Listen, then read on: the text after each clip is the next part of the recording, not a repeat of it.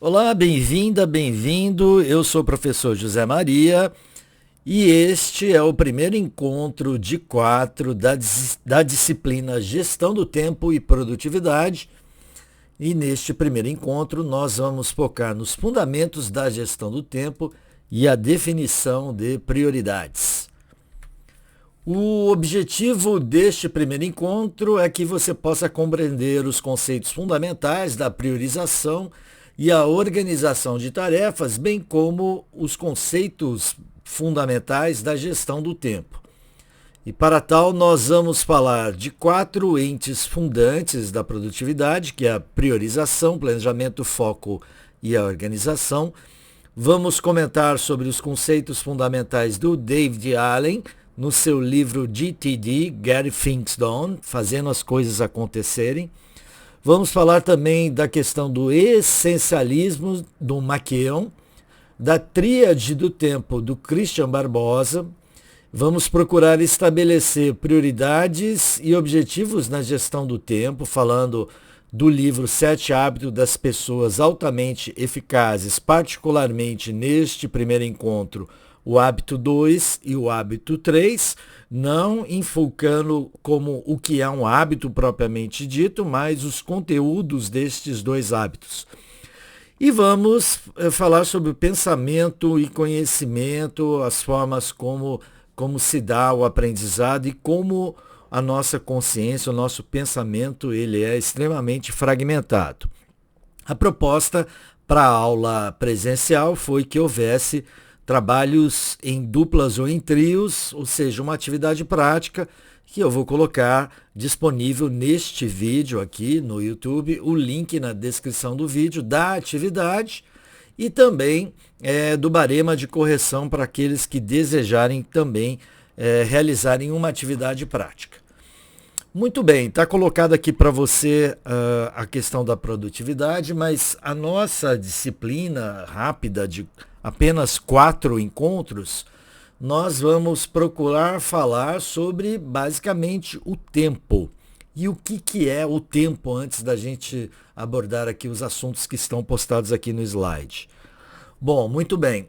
O tempo você pode considerá-lo dividido entre 3 grandes entes, 3 grandes aspectos, que é o presente, falando do óbvio, né? O passado e o futuro. É assim que a grande maioria enxerga o tempo. O tempo sempre corre para frente, basicamente todos sabem que ele não volta. E o tempo ele é e vem sendo medido analogamente, né? O relógio ele mede as horas do dia, do nascer até o pôr do sol, as 24 horas do dia, né? E neste contexto inserido que os dias passam e depois tem os meses, as estações, inverno, verão e assim vai.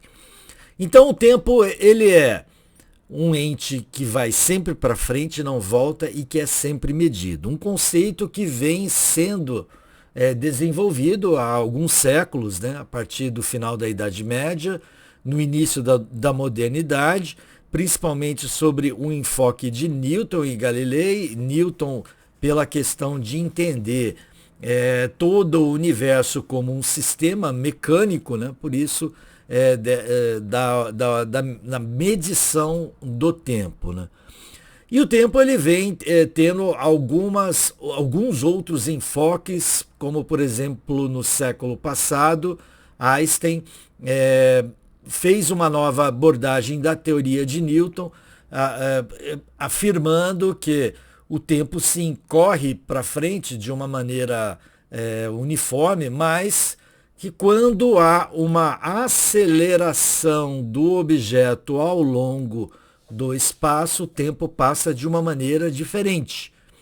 Então são aqueles filmes de viagens espaciais que a pessoa viaja até Marte, um planeta mais distante, e quando volta, o tempo que ele passou dentro da espaçonave é diferente do tempo que as pessoas passaram no planeta Terra. As considerações mais recentes sobre o tempo são da física quântica, contrariando um pouco também a teoria de Newton. E Newton dizia que um determinado objeto só pode ocupar um determinado espaço em um determinado momento.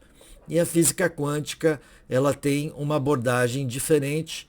Ela defende que um mesmo objeto pode ocupar dois momentos diferentes a depender do observador, né? De uma maneira muito resumida, não sou físico, mas para a gente ter uma noção de como o tempo ele não é absoluto, não, como Newton pensava, né? E os gregos antigos, e principalmente Santo Agostinho, já tinham essa posição do tempo psicológico, ou o tempo segundo a questão da observação de um determinado observador. Mas o tempo, nós continuamos, como eu acabei de falar, com a visão de um tempo retilíneo, que vai sempre para frente, não volta, e que é sempre medido, e que é o nosso ativo principal, na medida que o tempo determina não só a nossa atividade laboral, e quando a gente fala isso, a gente puxa a questão da produtividade, produzir sempre mais em um tempo cada vez menor, mas o tempo ele é essencial, porque a nossa vida é determinada até um determinado momento.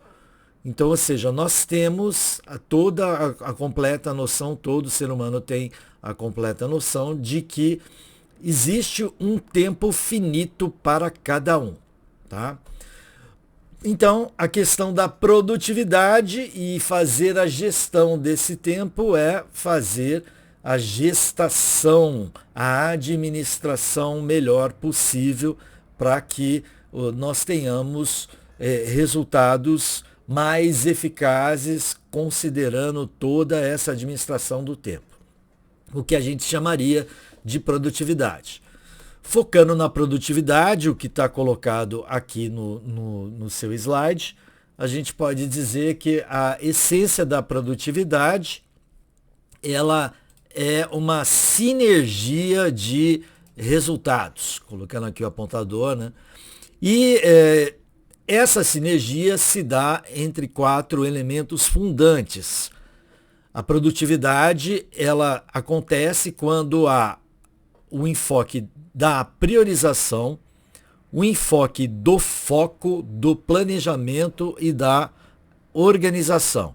Ou seja, não é fazer mais, mas fazer o que realmente importa. E neste sentido, nós temos a questão da priorização.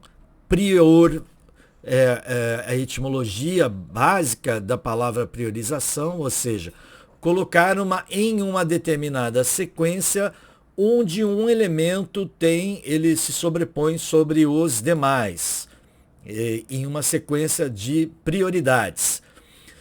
E o foco seria a capacidade de direcionar a atenção. Eu sempre costumo dizer que olhar com foco é olhar com clareza. Foco vem de focus, que vem do fogo acontecendo e os raios luminosos correndo para este fogo, né? Então o foco é como se pegar as lentes e ajustar as lentes de um binóculo e aquilo que não está claro, que não está nítido, passa a ser nítido.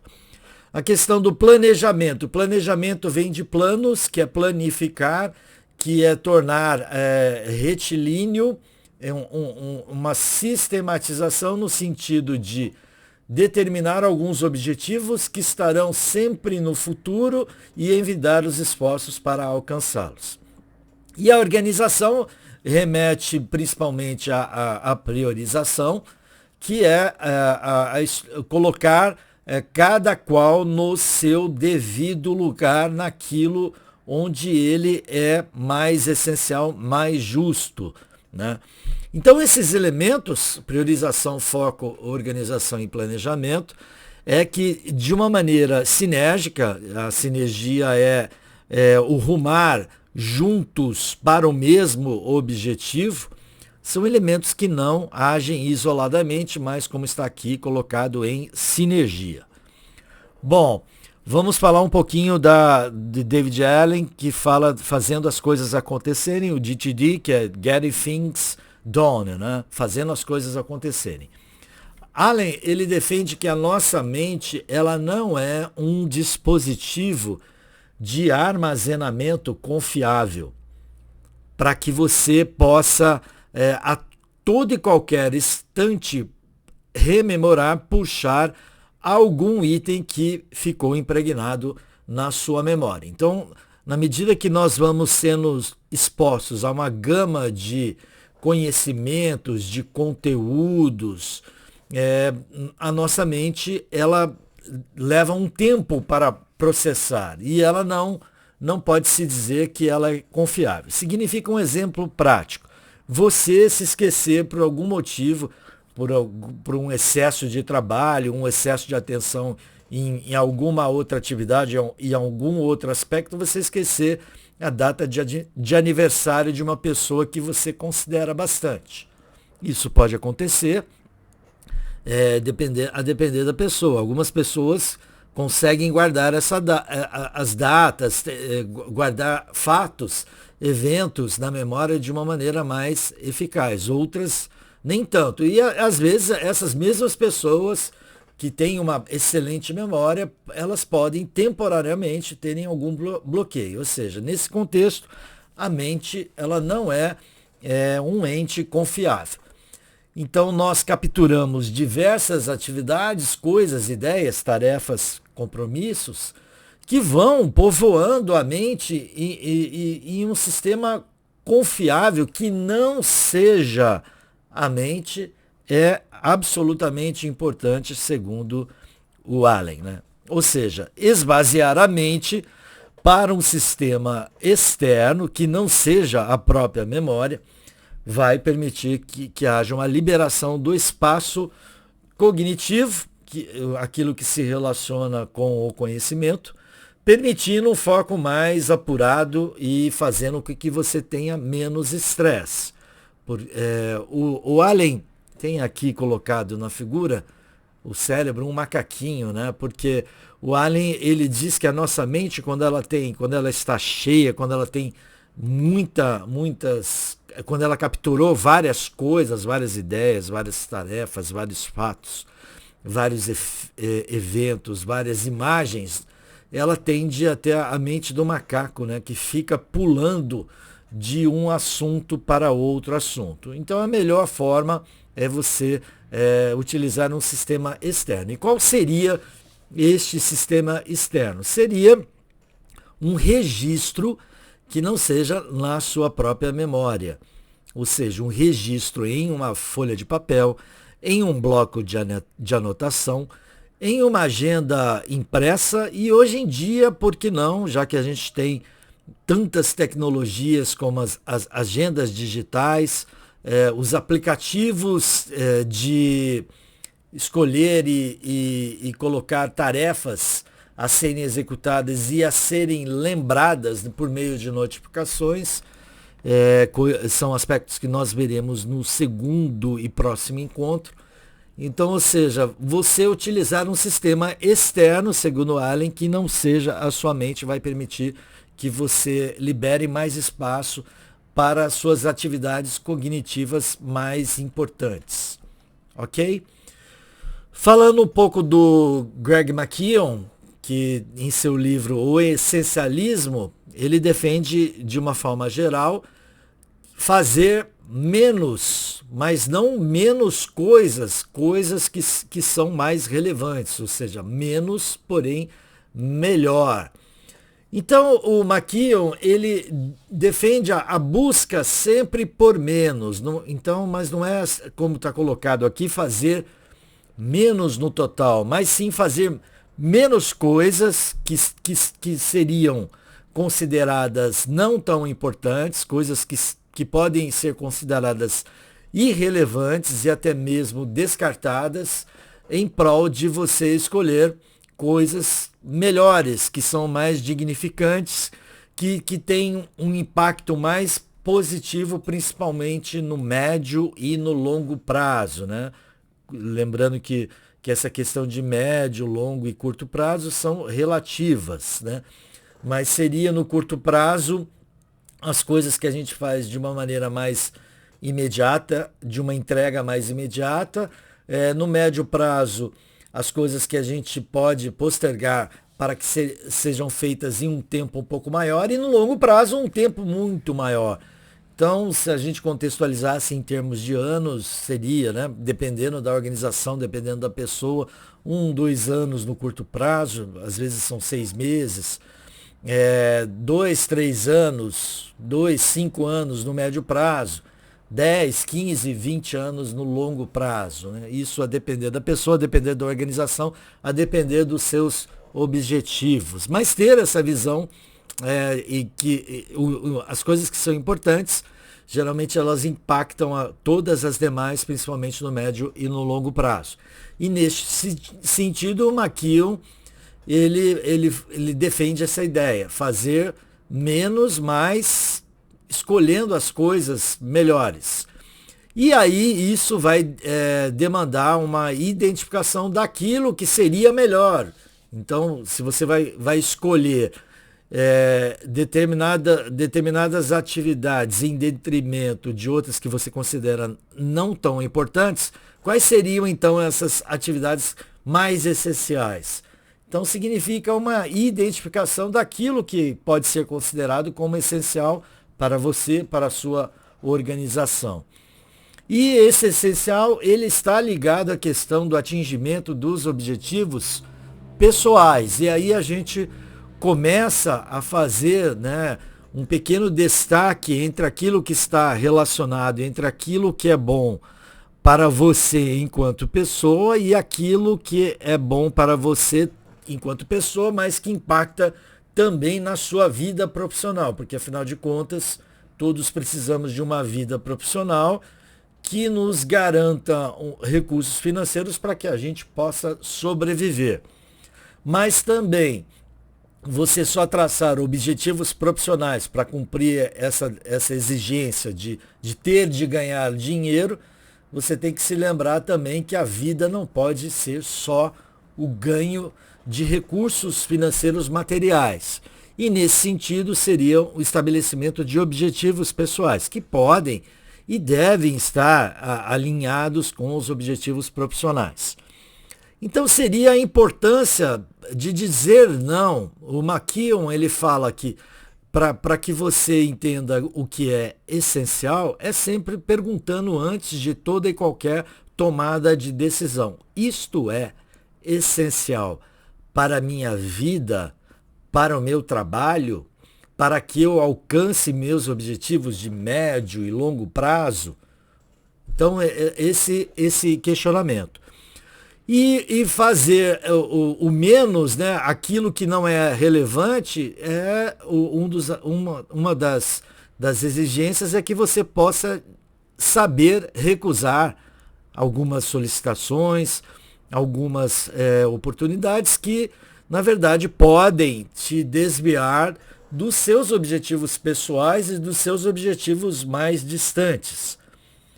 E isso é interessante porque, como está posto aqui, contrapõe uma cultura que vem sendo disseminada lá no final dos anos 90, os anos 2000, onde a gente teve como muito relevante uma mudança muito grande de hábitos profissionais e pessoais por conta da inserção dos PCs, né, dos computadores portáteis e pessoais, depois dos notebooks, lá no começo dos anos 2000, e já final da primeira para a segunda década deste século, né, a chegada dos smartphones.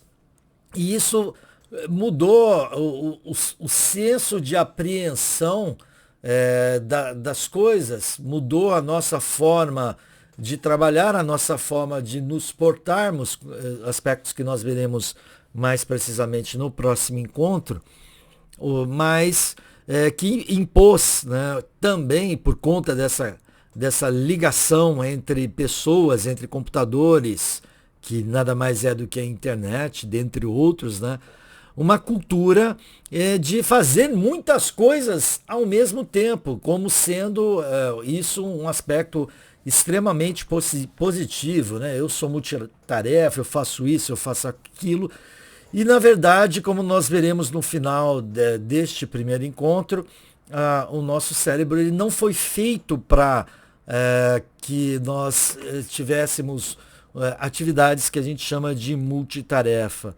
Ou seja, nós podemos fazer muitas coisas, mas não muitas coisas ao mesmo tempo, porque fazer muitas coisas ao mesmo tempo, que é multitarefa, vai inibir que você possa focar em um determinado aspecto, fazê-lo bem, ou seja, do início para o meio, para o fim. Completar uma atividade e ter o sentido lógico que acontece no nosso cérebro, que aquela tarefa foi executada, bem executada. Os seja, a questão da aceitação indiscriminada de várias demandas, que é o que tem acontecido com a maioria dos profissionais, os profissionais, sempre eu falo, né, aquela brincadeirinha, quando atingem a meta, o que acontece? Dobram a meta. Pode ser uma brincadeira, mas vem acontecendo isso no mundo corporativo. Então a gente deve guardar que essa cultura da multitarefa, ela se contrapõe com a questão do essencialismo do McKeown. Bom, vamos falar, já que nós começamos dizendo que os pilares da produtividade se baseiam na prioridade, no foco, na organização. São alguns dos pilares. Vamos entender, então, como que nós podemos colocar em prática esses pilares e dividir, organizar cada tarefa segundo o seu grau de urgência, importância e relevância. É o que defende o Christian Barbosa na sua tríade do tempo. Sempre listar e fazer uma avaliação. O Christian Barbosa, no seu livro, ele diz como fazer essa organização, como estabelecer a prioridade. Tem uma metodologia, nós vamos também ao longo desses próximos encontros tocar nesse aspecto, mas agora para este momento é importante que você entenda que existem tarefas que devem ser consideradas como importante, aquelas que vão permitir o atingimento dos objetivos mais à frente, mais no horizonte temporal, médio e longo prazo, e que vão gerar resultados e impactos positivos. E que não necessariamente, já que elas vão ser entregues numa linha temporal maior, ela não tem uma entrega imediata. Mas nós temos que perceber que determinadas tarefas, determinados compromissos, determinadas entregas, elas têm prazos impositivos e vão necessitar uma atenção imediata. E nem sempre essas tarefas são consideradas importantes.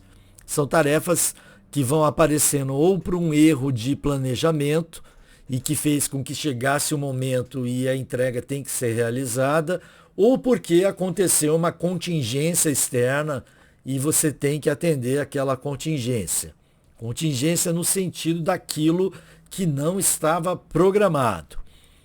Então você tem uma zona que deve ser considerada das atividades mais importantes, uma zona que você tem que considerar dessas atividades que têm entregas impostas, e você tem uma zona que ele chama de circunstancial, que são aquelas tarefas que ou você pode delegar, ou seja, determinar que uma outra pessoa, uma outra atividade, uma outra organização, melhor dizendo, faça por você, que são consideradas por vezes desnecessárias, né? Nem sempre todos podem e tem determinadas pessoas que possam delegar as suas tarefas. Você às vezes não é líder, você trabalha sozinha, sozinho. Então você não tem a quem faça aquela tarefa por você. Mas as tarefas que podem ser realizadas por uma outra organização, um exemplo bem simples. Em vez de você lavar a sua roupa, você, guardadas os devidos impactos dos custos, você manda para uma lavanderia, né? Se é que você considera que lavar a roupa, ela pode ser classificada para você na sua vida, no seu âmbito profissional, que impacta o seu âmbito profissional como circunstancial. Mas é você ter essa visão, porque geralmente boa parte das pessoas ficam num ciclo melhor dizendo, vicioso, entre aquilo que é urgente, que tem que ser entregue rápido, e depois que você atende às demandas impostas, fica navegando, fica escolhendo tarefas que não são tão relevantes e deixa a questão daquilo que é importante, que vai exigir de você pensar antes uma postura daquilo que a gente chama de proativa, ou seja, de você sentar antes que a coisa aconteça, você dimensionar ela no tempo, a quantidade de esforço para que ela seja entregue, sim, numa data, mas uma data mais à frente, né, sendo possível, não sendo exigido externamente. E você fazer este ciclo da produtividade, que é pensar antes, estar junto da atividade e ser responsável por aquela atividade, tá? Bom, segundo o Christian Barbosa, para que você classifique as melhores tarefas e compromissos e demandas, seria no sentido de você estruturar a sua vida para que as suas exigências, tanto pessoais ou profissionais, sejam pensadas anteriormente e sejam classificadas 70% delas na zona do importante. 20% delas na zona do urgente, porque você não sabe que contingência, que fato pode acontecer que lhe demande uma atenção, uma resposta rápida, ou seja, urgente. E você classificar aquilo que é desnecessário, como, por exemplo, passar horas e horas navegando pelas redes sociais, em uma zona que a gente chama de circunstancial. Mas é você fazer um esforço no sentido de você entender essas três divisões, importante, urgente e circunstancial, sendo como prioridade o importante, uma pequena segunda prioridade aquilo que você não pode se livrar, que é o urgente, e você eliminando ou fazendo o menos possível aquilo que é circunstancial. Agora a gente fala um pouco do Covey, né? Do Stephen Covey, do seu livro 7 Hábitos. Vamos comentar sobre o hábito 3, o terceiro hábito, que ele fala primeiro sempre aquilo que é considerado mais importante. Então a gente vai falar agora um pouquinho da matriz de gerenciamento do tempo do Covey, que também é conhecida como matriz de Eisenhower, né? No livro do Covey, você vê esta citação. As coisas mais importantes nunca devem ficar à mercê daquelas consideradas menos importantes. Ou seja, significa que as coisas menos importantes não podem serem positivas, terem prioridades em relação às coisas que são mais importantes. Ou seja, nós temos que ter uma visão daquilo que é mais relevante, impactante, importante e concentrar-se e fazer sempre o primeiro que é mais importante, deixando para a segunda, terceira opção aquilo que é menos importante. Então, o Covey ele coloca aqui esta demanda: evite que as atividades importantes se tornem urgentes. E como que a gente faz isso? Se uma atividade importante se tornou urgente, é porque a gente não teve tempo anteriormente de pensá-la da maneira mais adequada, no sentido da duração necessária para realizá-la, das pessoas envolvidas para realizar essa tarefa, entregando em um momento mais adequado. Ou seja, a gente não está fazendo a gestão eficiente, mais com menos, eficaz, em relação ao atingimento dos objetivos dos diversos recursos que a gente tem, recursos humanos, recursos tecnológicos, recursos materiais, recursos financeiros. Então, como que nós temos que dividir as nossas tarefas segundo o determinados momentos e mais segundo determinadas prioridades. Então, você está aqui colocado, vamos fazer uma relação de um eixo horizontal, onde nós vamos observar aquilo que é urgente no sentido daquilo que tem que ser entregue no curto prazo ou imediatamente, ou seja, tem uma data impositiva, relacionando aquilo que é não urgente e urgente, com no eixo vertical a importância no sentido daquilo que impacta principalmente positivamente, e se não for feito adequadamente vai impactar negativamente, mais no médio e longo prazo. Então seria aquilo que importa e aquilo que não importa. Então, o primeiro quadrante temporal, de planejamento, de organização, prioridade e foco que nós temos que ter, são aquelas atividades que a gente considera aqui que são urgentes, ou seja, elas têm uma entrega e que são importantes. Esse daí é atividade número 1, atividade número 2, que você coloca lá nas suas listas de atividades ou listas de tarefas ou lá no espaçozinho diário lá da sua agenda. Porque se você não fizer, elas demandam entrega rápida e elas vão impactar positivo ou negativamente, elas podem gerar uma crise. O que é uma crise? Crise é um fato, evento, geralmente negativo, que tem o seu desdobramento e reflexo. Ele começa a ser comentado e ganha proporção, principalmente nas mídias. E o que é mídia hoje? O seu smartphone é uma mídia, na medida que você filma e coloca uma cena, um fato, um evento no YouTube. E esse desdobramento dentro da mídia, dentro das pessoas falando negativamente, isso vai lhe gerar prejuízos financeiros. Então, ou seja, neste quadrante 1, nós colocamos as atividades classificadas anteriormente daquilo que a gente considera importante e urgente. O faça agora.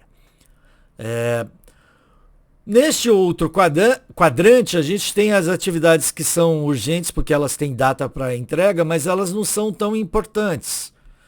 Ok? Não tem tanto impacto. Então, você tem a ilusão de importância. Seriam aquelas atividades que você pode delegar. São as interrupções, as tarefas populares, algumas reuniões, algumas organizações, elas determinam que haja reunião todos os dias. Mas cria-se um determinado hábito e, às vezes, naquele momento, naquela reunião, estão sendo discutidos assuntos que não são tão relevantes só porque a reunião foi colocada, né, como sendo um hábito. E você poderia, no tempo daquela reunião, estar executando uma tarefa mais importante, mais prioritária. Tá?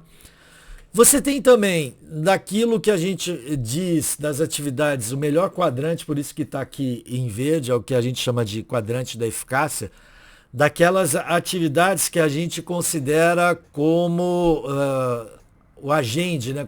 Qualidade e liderança.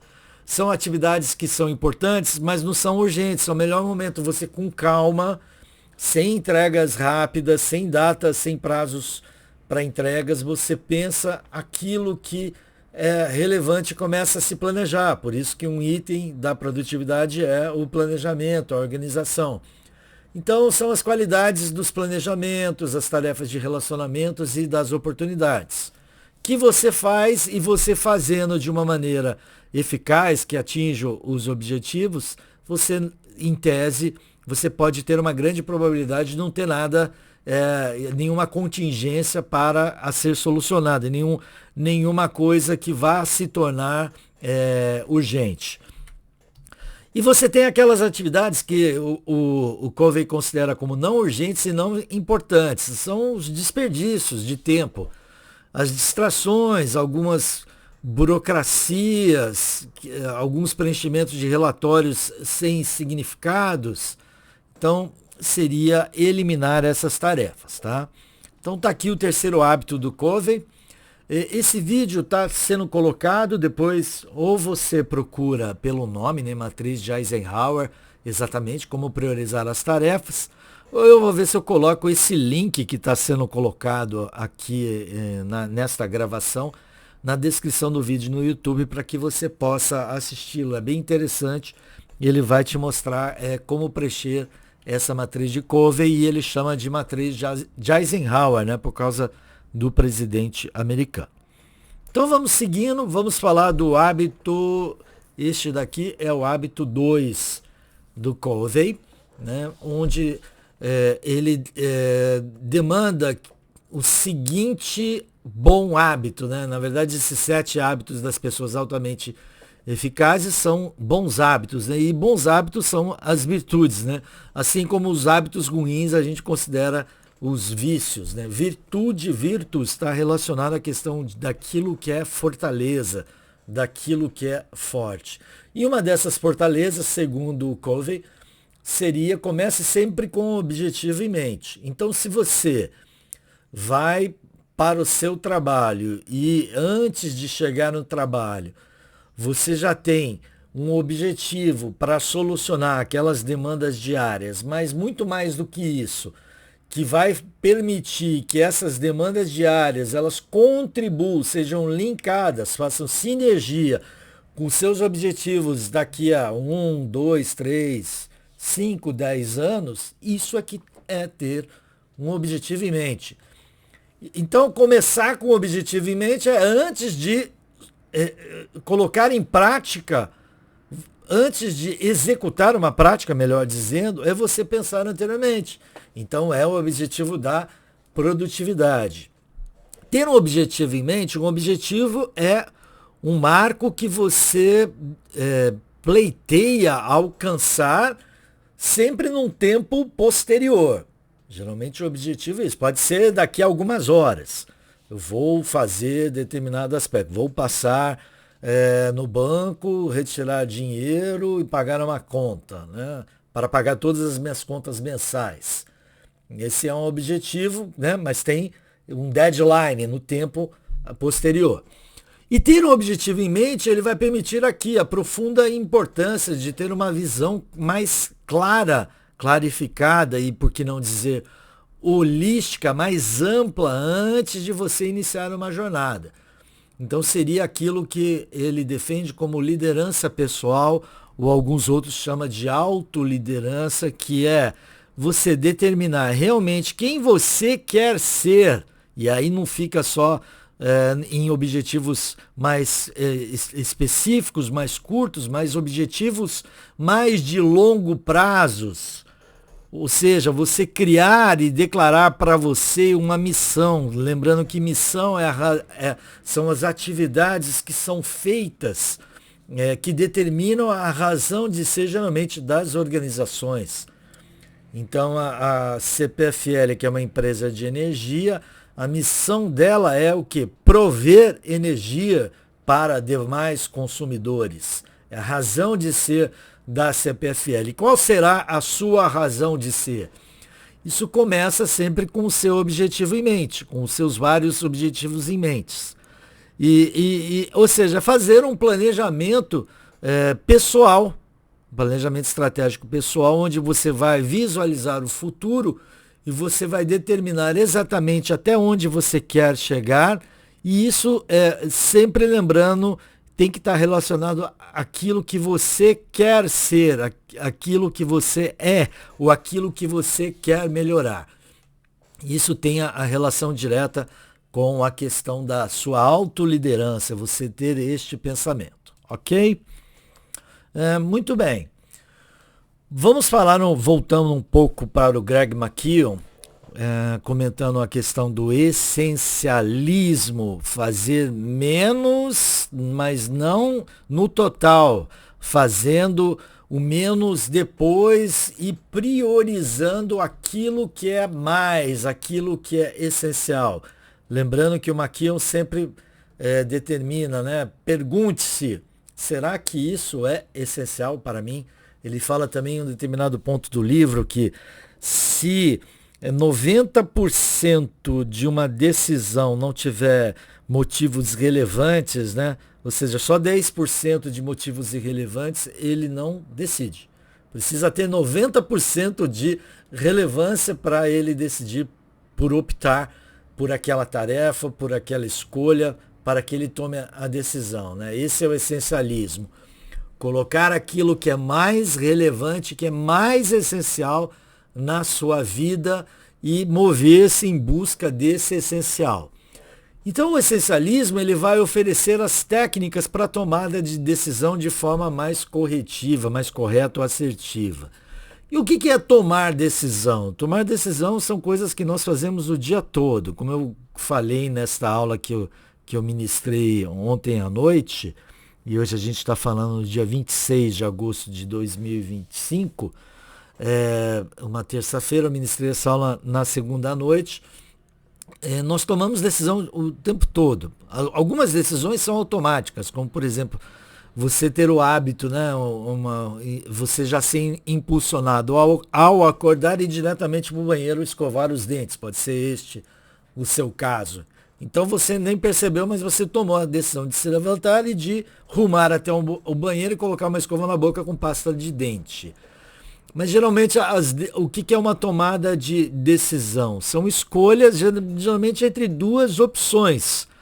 Entre uma opção, entre outra, e você escolhendo por aquela, né, racionalmente, na melhor condição se você fez uma análise anterior e com a prudência você já tentou visualizar qual é o impacto se eu decidir por A, ou qual é o impacto se eu decidir por B, e escolher uma das duas e colocá-la, essa sua escolha em prática. Ou seja, tomar decisão é, de alguma forma, você definir a prioridade. Ou seja, quando você fez uma escolha por exemplo, pela alternativa A, você deixou a alternativa B. E você vai assumir os impactos e consequências dessa sua escolha. O grande problema no mundo VUCA, né, volátil, incerto, complexo e ambíguo que a gente vive é que, por conta dessa toda a hiperconexão que a internet, os smartphones, os computadores e muito mais agora pelas inteligências artificiais, essa hiperconexão, essa hiperligação que gerando vários starts, vários conteúdos, o que acontece é que você sempre tem mais opções. Num primeiro momento, isso pode parecer que seja relevante, legal, né? Melhor dizendo. Mas quem tinha 2 ou 3 opções, A, B e C, escolhia pela A, deixava só B e C para depois. Então você não se arrependia tanto. O problema é você hoje em dia, em vez de ter 2, 3, você ter 5, 10 opções e ter ali que escolher apenas por uma e deixar, em vez de 2 escolhendo uma, deixar 9 escolhendo uma, porque você tinha 10 opções. Isso torna as pessoas, às vezes, ansiosas na hora que vai decidir e pode gerar um arrependimento por conta das suas escolhas, né, nesse mundo volátil que a gente vive. Mas, voltando ao essencialismo, a questão de definir prioridades não é apenas selecionar, decidir por uma das opções daquilo que deve ser feito, mas principalmente de negar aquilo que não deve ser feito, principalmente quando aquilo que não deve ser feito vem de uma maneira muito, vamos dizer assim, com muita propaganda, né? Ou seja, você está sendo quase aliciado para escolher por conta daquela opção. Mas você tem que entender aquilo que é mais importante, mesmo parecendo que é aquilo que não deve ser feito. Num primeiro momento pode parecer muito bom, ter um bom resultado, mas no seu plano geral, nos seus objetivos pessoais gerais, pode ser que não seja essencial. E isso vai fazer com que você demande um tempo realizando aquilo que não vai contribuir para os seus melhores atingimentos de objetivo. Então, escolher o que não fazer, liberando tempo e energia, é verdadeiramente importante. A matriz do Covey te ajuda a fazer isso, na medida que predetermina que você faça uma análise proativa anterior daquilo que você tem que fazer ao longo aí do seu tempo, das suas tarefas diárias, das suas tarefas semanais, das suas tarefas mensais, anuais e mais para frente ainda, você determinando o que deve ser feito agora, urgente e importante, o que pode ser delegado, urgente e não importante, o que você pode agendar, que é o melhor dos mundos, o quadrante da eficácia, o quadrante 2, aquilo que não é urgente, mas que importa bastante, e aquilo que deve ser eliminado, classificando naquilo que não importa e não é urgente. Então, nesse sentido, a matriz do Covey, ela te ajuda no essencialismo. Muito bem. Sêneca dizia que, está colocado aí para você, para quem não sabe onde navegar, qualquer vento serve. Também o gato de Xaxai, né, do conto da Alice, ele fala também, quem não sabe para onde quer ir, qualquer caminho serve, que vem de Sêneca. Então, o trabalho focado de Cal Newport, que ele também chama de Deep Work, se nós talvez nós estejamos programados para ver, se não no segundo ou no terceiro encontro, não me lembro agora exatamente, mas significa você demandar uma atenção plena, uma concentração para realizar muito bem uma determinada tarefa. Então é o conceito do Deep Work, né, do trabalho focado. E esse conceito ele vai descrever a capacidade de se concentrar, ou seja, manter o foco, lembra? Foco, um dos entes lá fundantes da produtividade, sem distração, o que é muito difícil neste mundo de smartphones. Você ouviu agora há pouco um barulhinho, aqui é uma notificação do WhatsApp que tem aqui no computador, né? Ou seja, já distrai o seu foco, né? A distração, fazer uma tarefa em profunda concentração e que vai lhe exigir, né, cognitivamente um esforço vital para que você possa aprimorar as habilidades. Então, seria aqui a definição clara dos objetivos, daquilo que é mais essencial, identificar as tarefas que merecem essa atenção plena e a dedicação profunda. Para quê? Para que você faça da melhor maneira possível, início, meio e fim, analisou, corrigiu, revisou, entrega uma boa tarefa onde você tem certeza que aquele trabalho foi bem feito, o que vai no contraponto, contradizendo, como eu falei agora há pouco, da cultura da multitarefa, que todo mundo pode fazer um monte de coisa ao mesmo tempo e ter sempre muita coisa para fazer, né? Ou seja, sem saber para onde ir, é impossível focar efetivamente. Esse Cal Newport, ele vai na linha do mindfulness, né, da atenção plena, que também outros autores também defendem, né, mas seria o trabalho profundo, as tarefas bem feitas. E nós já estamos caminhando aí para o final desta apresentação. Eu gostaria agora de que a gente pudesse relembrar como que é a nossa consciência, como funcionam os nossos pensamentos. Veja só, não é uma aula de psicologia, não tenho formação nesta área, embora bastante curiosidade, muita leitura também nessa área, principalmente lá da psicanálise de Freud. Já comecei a fazer o curso, li vários livros, mas como pós-graduado em pedagogia, a gente não deixa de ter um pouco essa visão, até mesmo porque isso está ligado à questão da busca do conhecimento e do aprendizado, que se dá no campo cognitivo, no campo da busca do conhecimento, que se dá principalmente por conta das relações que a gente tem no cérebro.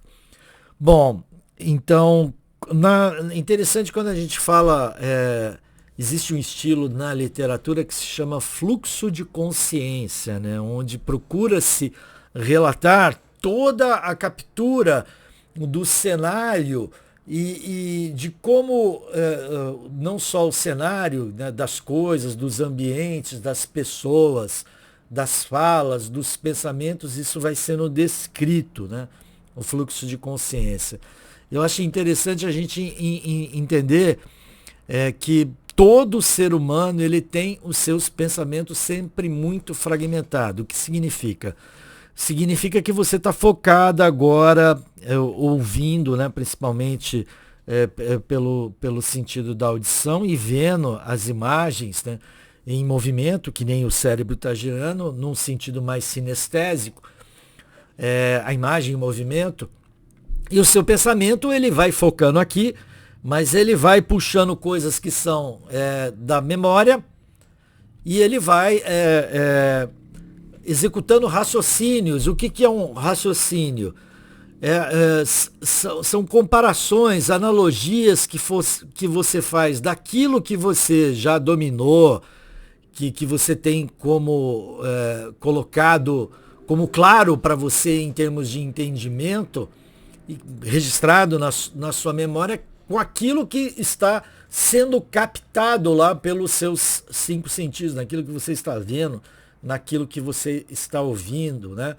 E o raciocínio se faz, seriam as premissas e baseado em alguma regra você chega a um resultado, né? O silogismo de Sócrates é o mais evidente para que a gente explique, né, essa questão do raciocínio lógico, né, entre duas premissas.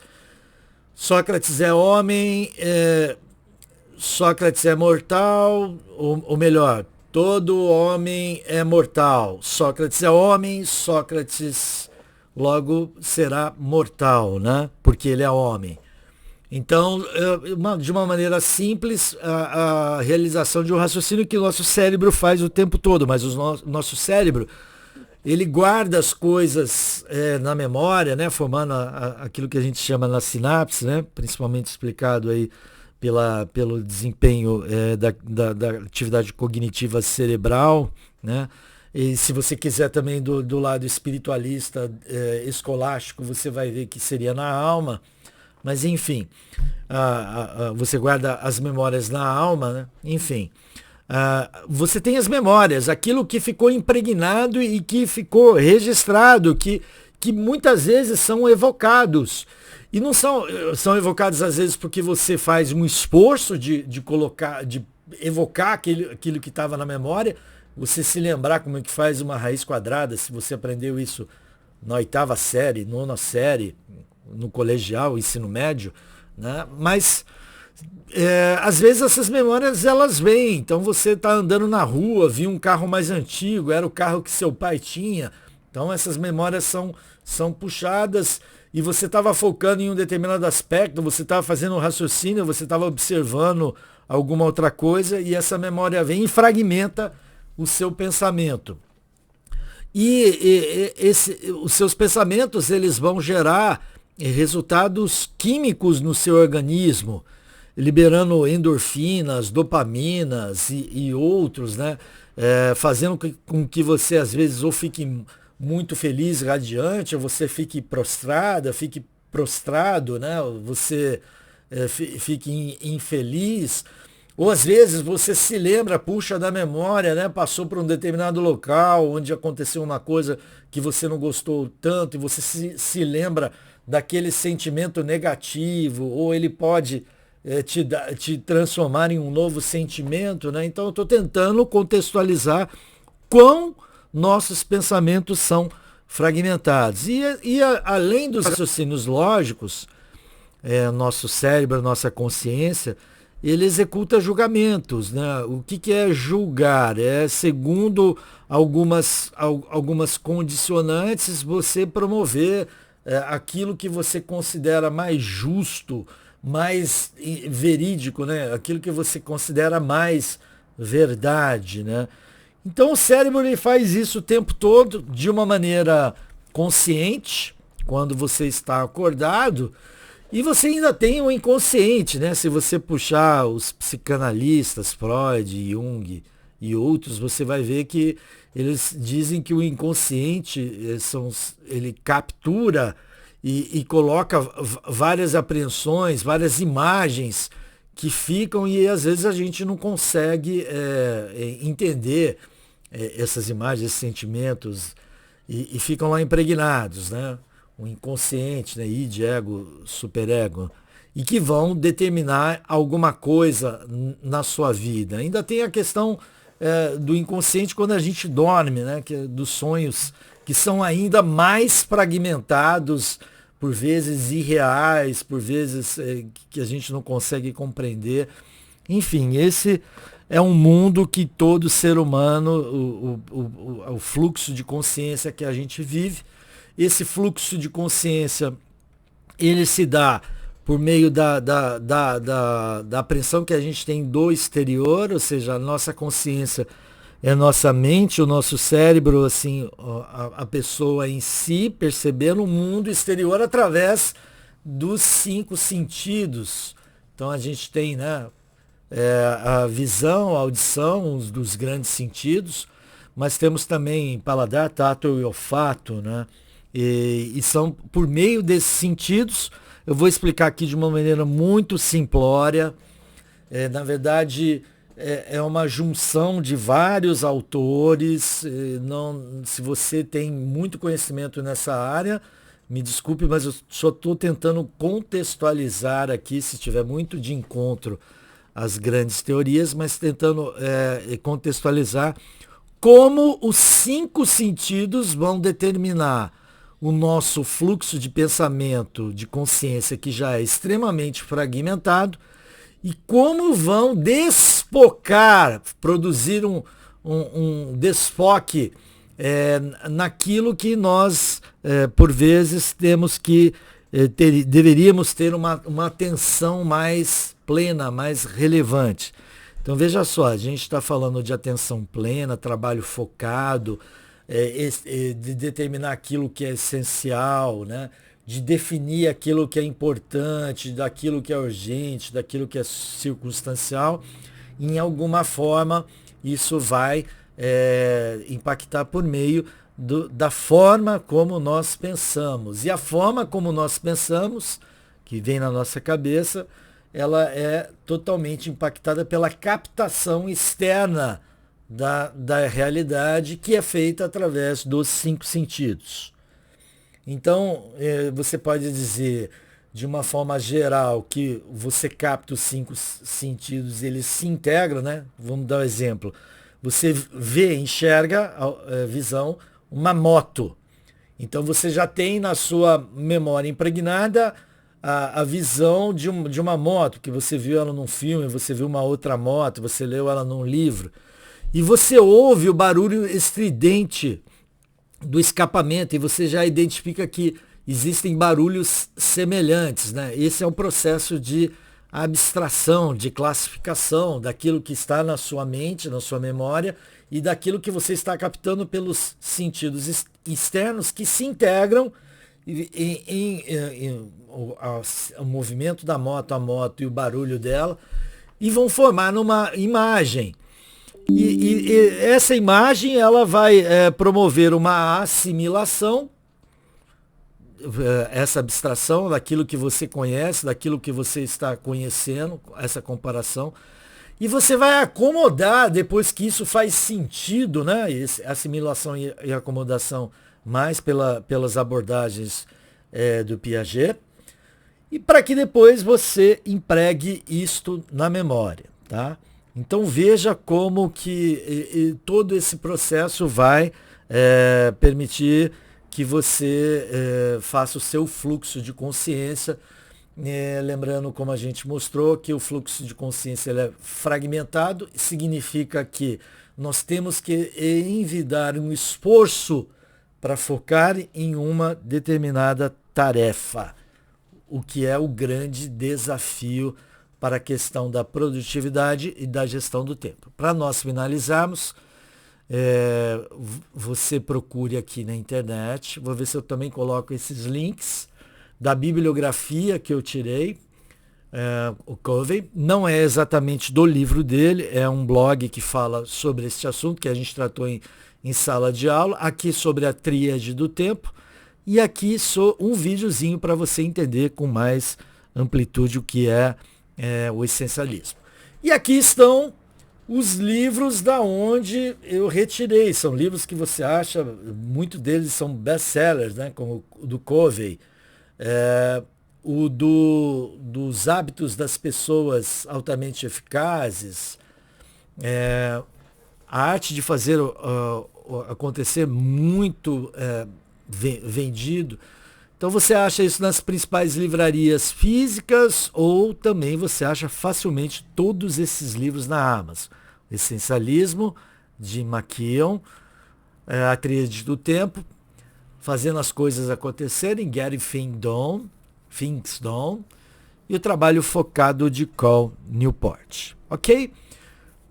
Nós estamos finalizando esta aula da disciplina Gestão do Tempo e Produtividade. Eu vou colocar também na descrição deste vídeo a atividade prática, que é muito simples, e a solução à atividade prática que nós fizemos na aula propriamente dita em grupo, mas que você pode praticar aqui individualmente. Tá ok? Eu gostaria de agradecer a sua atenção. Espero que você possa assistir os outros próximos 3 encontros. Muito obrigado. Paz e bem a você.